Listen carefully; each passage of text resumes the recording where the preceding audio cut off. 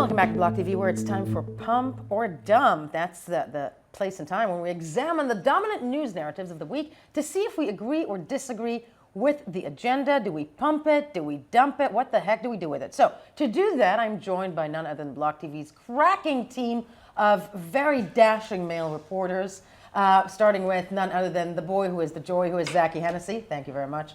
Yona Hochhauser. Yes, the German crime fighter, and of course Usher Westrup Evans, the man with two last names. Yes. Now, 2 rounds of topics, 1 minute to state your case, and there are no prizes, but somebody gets to win. We're going to start round 1 with Yona, and you are proposing, Yona, to dump Craig Case versus pump Craig Show. Exactly. And your minute begins now. Okay. Well, Craig Wright, who has been in a long-running lawsuit case by the Kleiman family. That Kleiman family being the family of Ira Kleiman, who apparently Ira's the brother, David, who had apparently they're claiming they mined the original Bitcoins with Craig Wright. Okay, and that's the Tulip Trust. That's about $1 billion, more than $1 billion, $9.8 billion worth. It's 1 million Bitcoin. And essentially what's been happening in the case, and we've been speaking about it as if it's a real legal case. But it's not. It's not. It's Craig Wright show. It's a Craig Wright just stalling for time, saying nonsense. 2 different federal judges in the cases have already called him a liar. And so essentially when everything's happening in this case, the latest thing is that, he said he got these unlocked files to get the keys, and then he said it wasn't the keys, it's actually just the list of addresses. We have to stop talking about a legal case. It's not. It's a Craig Wright show. It's a reality show. He's doing it to stall. Nothing you see there is real. Don't trust him. Period. wait a second. I'm just waiting for you to go like that.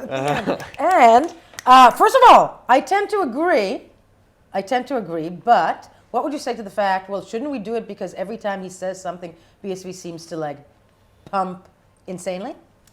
Yeah, I think there is some elements we need to be keeping track of in this, but maybe you're right. Maybe the reframing needs to be moving away from the legitimacy of the legal case, although someone should probably be taking some serious legal action in these matters regardless, but maybe this isn't the particular one we should be focusing on. The show, I don't know if we should be pumping it necessarily, but maybe you're right. A rebranding It is necessary. a pumping of the change of narrative Right. between, Exactly. we can't focus on this as though it's like a legitimate, it's not, I don't know, a Libra situation. This is a fella doing a funny. Yeah, It's different. Like you said, BSV does these major jumps because when he says something, Yeah, people but assume all it's this real stuff- because it's a case. Yeah, but it's not. being discussed in the Florida courtroom, this stuff. Yeah, there is, exactly. There are Yeah, some the courts being legal- Okay, I'll involved say here. this, a Let's- lot of Issues stuff are- is being discussed in a Florida court. Not merit quality news coverage. That is Touche. a solid point there. Touche. That said, there is a legal room there. You're saying reframe it as don't take everything Craig Wright says, Yeah. or make it sound like it's the impeachment trial. Yes, usually when you hear a court case and someone's speaking under oath, you assume what he's saying is correct. I'm saying don't think that. No. What he's saying, assume No. is literally, and he's not necessarily he does everything obscurely. When he said he's getting the file delivered, he said the encrypted file. In the past, in court documents, he's referred to the encrypted file including keys, and he's also referred to it not including keys.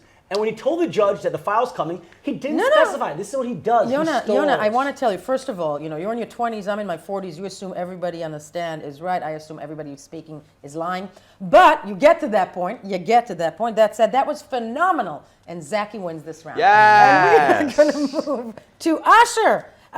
First round, right? We are going with, Zaki first. My It mistake. is me. I know.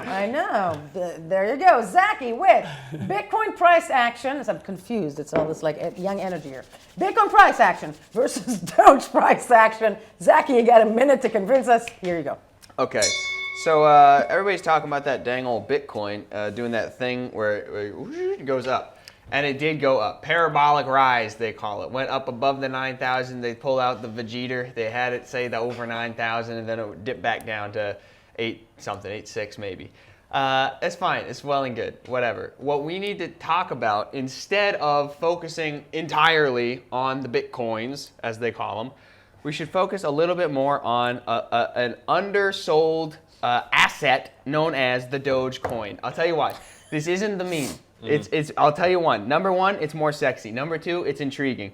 Number 3, Doge can rise again. But 4 is where it gets real. Okay, we're talking about altcoins. Altcoins are not necessarily ancillary or antagonistic in terms of Bitcoin. It's two separate things. They work in tandem, they go together, and they can both benefit from each other doing well. So, Wait, so we're Yeah, focusing wait a on... second. I want to thank Zaki for also sign languaging this. But yes, Are we focusing on Dogecoin or are we focusing on altcoins as a whole? Because We're focusing on your first half of your it's speech a and your great second half were question, two Asher. different conversations. Yes, thank you, Asher. Great question. Okay. Now, my response. Thank you, David Marcus. My response is going to have to Nobody's be. noticing me. We're Okay, go focusing ahead. on alts as a whole, as represented by our poster dog, Doge. Okay. And does the meme coming back have any bearings on Vegeta, on any other memes that are going around in the space? Nah, fuck 'em. Do we need to bring the meme back? Listen, Bring the Meme Back has been my fucking poster, my For banner. about Have you 6 bought months. a Shiba Inu? Since I started have you, here. got Bring it- back the Shibas, bring back Have the... you got one at home? The little roller coaster Bitcoin. I don't have a Shiba at home. They're mean, I hear. But, mean-spirited. that's Much I like need Dogecoin. That's the kind of thing, you know what else is Spit mean? you up A and throw you. bull. Yeah. Hey, That's why they have a running... yeah. Doge. How do you make Doge sexy? It already is, Yael. The people on the internet, they're way past cats. I don't know if you guys know this. Cats are done. 2020 is the decade of the dog. And if you look on Reddit, then you'll see, there he is. Oh, you just look at Okay. him. Doge was the No, dog no, that doesn't fine. lead it Dumping on. kittens. I don't think anybody will fly for that. And Doge goes up. Thank you, Zaki. Asher, you won this. Asher, moving to you. And this is Dip versus Brandt, and your minute begins now. Okay, so yesterday I'm all set up to talk to our technical analyst, Joe Saz. We're all excited to talk about it being over 9,000. Vegeta memes are flying wildly. Then there's a sudden dip down to 8,600, whatever. But as he said, and as many agree, that was just a shakeout. It'll all keep climbing. You can't climb straight up. That's not healthy for any market. You need to have your dips from time to time. What more importantly comes out is Peter Brandt, a veteran trader and analyst who's predicted the parabolic curve of 2019 almost perfectly, including where it topped out, spoke with Cointelegraph and in a fantastic interview said, and I'll quote, "The weak hands are out, the strong hands own it." He's saying we've hit the bottom. That 6,000 mark that we got down near, that was the bottom. We're done. If you're hoping to buy in real cheap, you've already missed out. I'm sorry to our Iran Spitzer and her various trading strategies, which I won't go to on air. But it's up from here, and it might not be a steady line. This is Bitcoin. Nothing rises in a straight line, nor should it. But we're on the way up, and these little dips are but humps on the way to an exciting and bright future for 2020 Bitcoin. Okay, boys, what do we think? You said butt humps, and that made me laugh. But no, you make a great point. You gotta acknowledge that when somebody smart says something smart, you gotta say, hey, Mr. Brandt, that's a smart thing that you done said. Look, I mean, the man's been right on a number of occasions in the last couple of years. He's managed to call it spectacularally well. Is past performance indicative of future prediction? Not necessarily, but it's a better voice to The watch man's than... what, 2 for 2 at this point? He's 1 3 for for 1. 3? Yeah, No, I think he's 3 for 3. Fine, he's going to fail once, but that said, predicting Bitcoin at the end of the day, predicting anything, is one of the things that we're trying to avoid.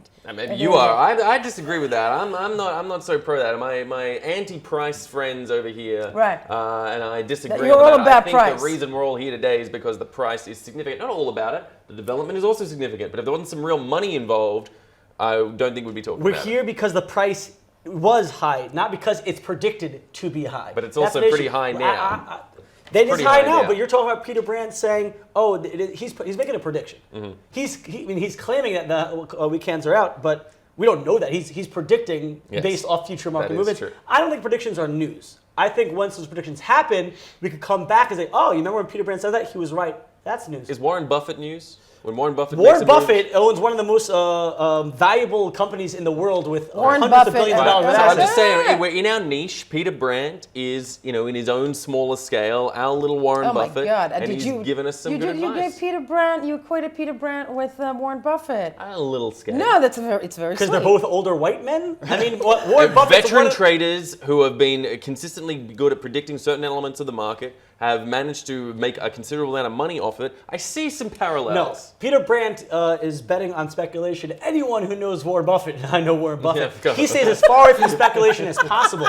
This man is all about cash flow. This man is all about solid deals. He doesn't speculate. And I'll No tell you speculation. what, Hold on, one hold thing on. that he's I wanna not hear about what is Zaki that thinks. rat poison. He Okay. hates that rat poison Bitcoin. Rat Can't poison stand it. square was the Yeah, squared. rat poison square. But putting rat poison aside, we're going to move on to round 2. This was actually this was a straight. I gotta say, I'm impressed. Wear a jacket more often. Now we're going to round 2. We're going to start with Yona once again with Bitcoin price versus Bitcoin use cases. Good luck with this one. Your minute begins now. Continuing my crusade, this is the 3rd week in a row. Drop in Bitcoin price, continuing Bitcoin use cases. 2020 is the year for the use case. Done with the intro. Great. If you look at the tweet that we have from Whale Alert, you will see that there was a transfer of 123,447 Bitcoin over about $1.1 billion transferred from unknown wallet to unknown wallet. I'll fill you in on what that was. That was an internal transfer in one of the Bitcoin exchanges. Now, what's the point here? What I want to highlight? What was the cost or the fee for transferring $1.1 billion worth of an asset there? It was pennies. So everyone's talking about Bitcoin being a store of value. Store of values in themselves are useless if you can't eventually transfer that value to a goods or service or something else. Stop talking about Bitcoin as a store of value because, okay, great, it might be store of value. What interests me is its transfer of value. You could transfer billions for pennies. Find me some other asset you could do that with. It's incredible, unspoken about. This is a true use case for Bitcoin. This is a use case for the rich and powerful. Even for the cheap. If I want to send money, if I want to send dollars right now to my sweet little grandmother in New York, I have to pay a $45 with some services. If it's wire transfer, $45 international transfer fee. If I'm doing lower amounts, I'm still paying a percentage. That's in the dollars and not the pennies.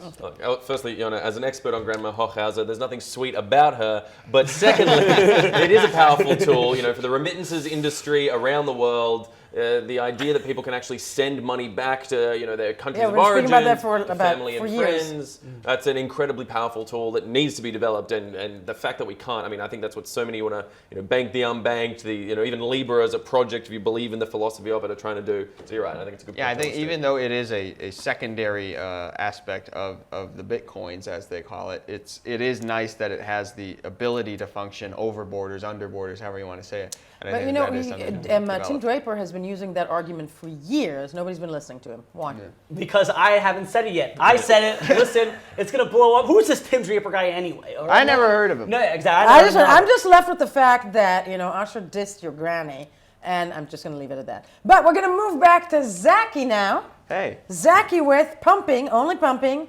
52%. Yeah. No, Sorry, that's Usher. My God, it's written wrong. Zaki with Okay, I'm hungover, clearly. Zaki with South Korea crypto taxation. Your favorite story of the day. Absolutely correct. Okay, Wait South a second. Korea. Yeah. The South Koreans, they got those boy bands and the girl bands and all the different pop. Anyways, they're also working with K-pop, they call it. They're also working with cryptocurrency, and they recently have made plans to tax 20% on crypto transaction incomes. Why is this a big deal? First of all, because 20% is a lot. Secondly, because it's just it has something to say about the wider spectrum, the wider picture in regards to government and taxation. Some further details. It will be classified as, quote, other income, as opposed to capital gains. Maybe that means something. I am not an economist. Furthermore, this is a contradiction of a statement that they made last month in December, where they said that they specifically were not going to tax crypto income. And so I just want to pump the idea that if governments are going to be taxing the cryptocurrencies, whatever, maybe they should, maybe they shouldn't, but they should be forthright about it. And also, good job, South Korea. That cryptocurrency is nice. You should do more stuff with it. Okay, I'm going to clarify a couple of things there for you. So, considering capital gains, by calling it other income, that's further legitimizing the narrative that it is a money, which is really positive for the overarching crypto narrative in South Korea. Absolutely correct. 20% is actually quite a low tax rate, given most corporate sort of tax rates are hover around the 30% mark, particularly in the United States and thereabouts. And income tax generally hedges up a lot higher than that, depending on how much you're earning. I would like to note, these are all details that would have been been in my amble had you not been in the bathroom all morning. Well, the man's got to look after himself. But more importantly, it is an important step for South Korea in moving forward in a country that's very pro-crypto to move forward with that sort of regulated framework. Interesting that they are calling it other income. And I think there's a lot to be taken out of this. I'm glad you brought the subject to the table. I'll happily massage it with you. Usher, brilliant. Yeah. I think that was one of the best condescending answers I do what I can. I do what I can. I like to stand on a high pinnacle and talk and down. Zaki, next time just go knock on his door in the bathroom. But we are moving now. Brilliantly done, Usher. Thank you. Yona, you win this one. Now we are going to, actually, right now, indeed, we're going to Usher. Thank you. Usher with 52%. Yeah. Kill him. Your minute begins now. All right, so we often talk about 51%, an important number in crypto, the 51% of tax, bringing down the industry. I want to talk about a little number 52%, which comes from Chainalysis's most recent report. Chainalysis, a great crypto data firm that we love highlighting here on BLOCKTV, who just released a report talking about money laundering in the cryptocurrency world in 2019. Their overarching report said that over $2.8 billion was laundered through cryptocurrency exchanges, 52% of which came through Binance and Huobi. An interesting statistic, perhaps highlighting the power of those two exchanges in the industry, but also the necessity of this industry to start taking this issue a bit more seriously. Because for better or worse, one of the great things about cryptocurrencies is its transparency. You know, it's open, it's all on the blockchain, everyone can see it. And so when money starts getting laundered, everyone can see it and they don't like it. Yes, there may be more going through the fiat money system being laundered there, but it's very viewable here and it really looks bad from a regulation perspective when billions are being laundered. Not only that, it looks bad for an industry that's already battling that type of reputation. Yeah, I think it's a chicken or egg discussion.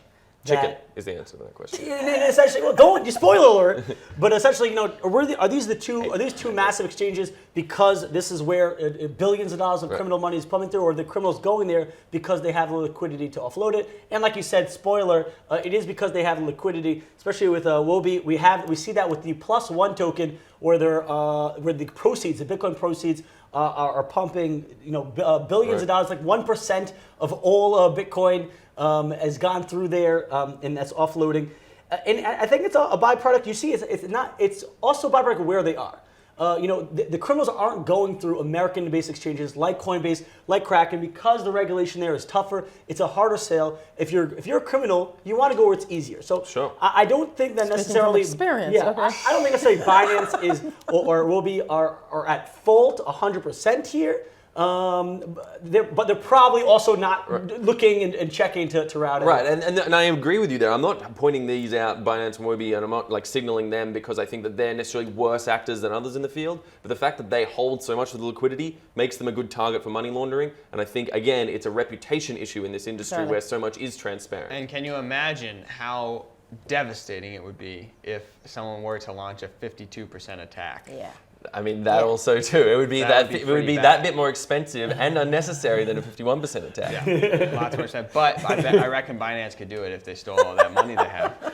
Perhaps Okay, so. gentlemen, I'm very, very proud of you. This was phenomenal. You all win this one because I'm just feeling I'm feeling that generous. That was Pump or Dump.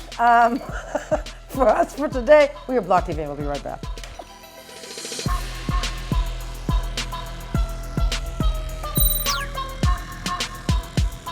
For more news and updates, follow us on Twitter.